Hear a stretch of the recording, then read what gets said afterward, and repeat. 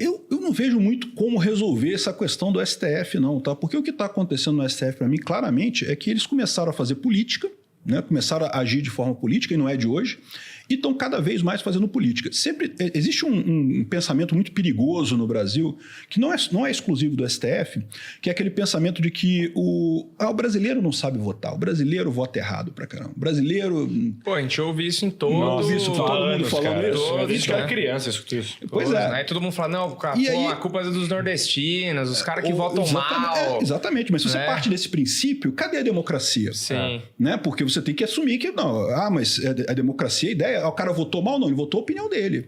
Você não concorda com a opinião dele? Beleza, mas é a opinião do cara. O cara votou lá, então temos que seguir com isso daí. Se a gente está acreditando na democracia, deveria ser assim.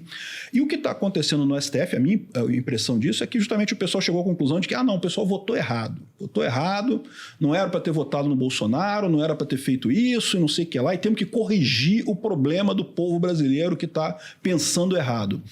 Isso é extremamente perigoso. Eu acho que é uma linha que eles cruzaram que é extremamente perigosa nesse caso.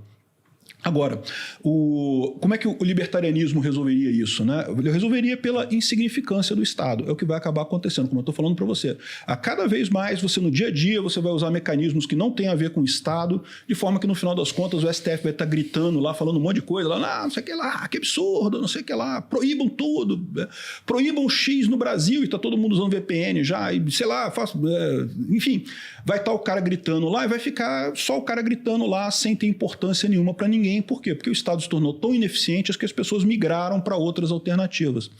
E existe o próprio Hans Hermann Hoppe, no livro que ele fala sobre a produção privada de defesa, ele fala sobre o esquema de você ter uma alternativa à eleição, que seria justamente o que ele chama de empresas de segurança privada. Então vamos imaginar que aqui no Brasil, ao invés de você ter uma eleição em que a gente escolhe o presidente da República, cada pessoa escolhesse fechar o contrato com a empresa do Bolsonaro, ou com a empresa do Lula, ou com a empresa do Temer, enfim, ao invés de você ter um país só que, né, o cara teve 51% do voto, um pouquinho mais do que metade, ele manda em todo mundo. Não, cada pessoa escolhe cada empresa. E aí qual que é a diferença?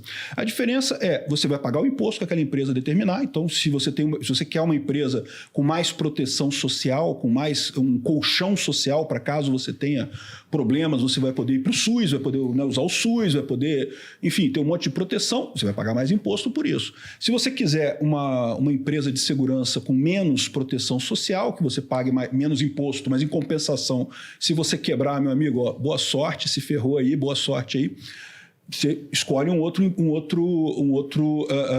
lado. Então, assim, você tem várias alternativas, poderia ter várias alternativas disso. E, de novo, eu acho que isso vai acontecer, de forma indireta, justamente quando o governo for perdendo espaço, né, perdendo força no final das contas. Repara como isso seria uma solução muito melhor do que eleição, né? Porque você não precisaria ter esse negócio, essa briga toda entre bolsonaristas e lulistas, enfim, as várias facções que você tem hoje no Brasil, né? Cada um vai lá e pronto, paga imposto para quem você acha que é devido e obedece às regras daquela pessoa que é devida.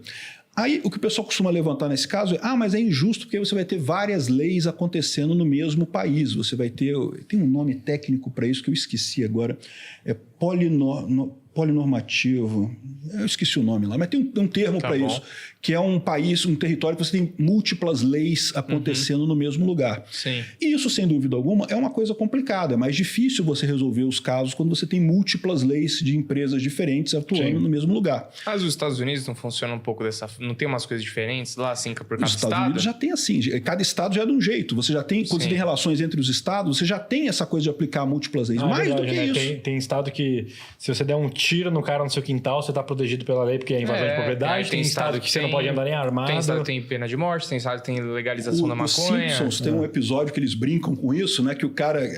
Que, aliás, tem essa brincadeira entre os estudantes de direito lá. Não, o cara está na borda de 4 estados. Então, ele está no estado A, ele dá um tiro no cara que está no estado B. Quando o cara do estado B cai, ele cai do lado do estado C. E aí, qual lei que aplica nesse caso e coisa e tal? Tem uma confusão danada. E é confuso mesmo, mas a verdade é que a gente já está nisso aqui. A gente já está nisso. Para pensar. Houve uma época em que aqui no Brasil você só precisava se preocupar com as leis brasileiras, porque não tinha muito comércio internacional. Hoje em dia você tem gente que mora aqui em São Paulo, trabalha para os Estados Unidos, compra bugiganga da China e chega aqui... Na verdade, a gente já está nesse mundo polinormativo, que caramba o nome, eu esqueci o nome, mas a gente já está nesse mundo em que valem várias leis ao mesmo tempo. Não tem como evitar esse tipo de coisa. Gente aqui, se você... eu sou um comuna, eu sou capitalista... Cara, você tem que cuidar do seu dinheiro, você tem que juntar dinheiro, você tem que investir, você tem que administrar seu dinheiro. Então, dia 24 de abril é aniversário da Finclass, maior plataforma de streaming de finanças do mundo e também uma casa de research super legal que a gente tem lá dentro. E só no Primocast você tem acesso a uma promoção da Finclass Vitalício com 50% de desconto, que vai te dar acesso a mais de 70 conteúdos, 2 carteiras recomendadas, porque aí você não precisa nem pensar. O analista foi lá, ele estuda o dia inteiro. Você está trabalhando, faz sua grana e lá você pega as carteiras recomendadas, você tem as aulas, então você cria uma consciência ali, não fica cru de tudo, mas ao mesmo tempo você tem os analistas para fazer esse trabalho para você, as carteiras recomendadas. E além de todo esse educacional, você tem alguns bônus aqui, são muito legais. Tem o do 1.000 a 1.000.000, curso mais famoso do Thiago, ficou vendido aí por anos. Ele não é mais vendido, tá dentro da Finclass. Tem um curso também legal dentro da Finclass, que ensinando como comprar sua própria casa pagando mais barato. Pô, eu devia ter assistido esse. Será que não? A gente acabou de comprar nossa casa, né, Kaique? Eu não vou nem assistir. Porque... Outro ponto, Kaique, interessante, que a gente vai juntar a galera que comprou lá na Black Friday e a gente vai fazer sessões de cinema do Primocast ao vivo. Ou seja, a gente vai fazer um Primocast presencial, a gente vai levar uma galera lá.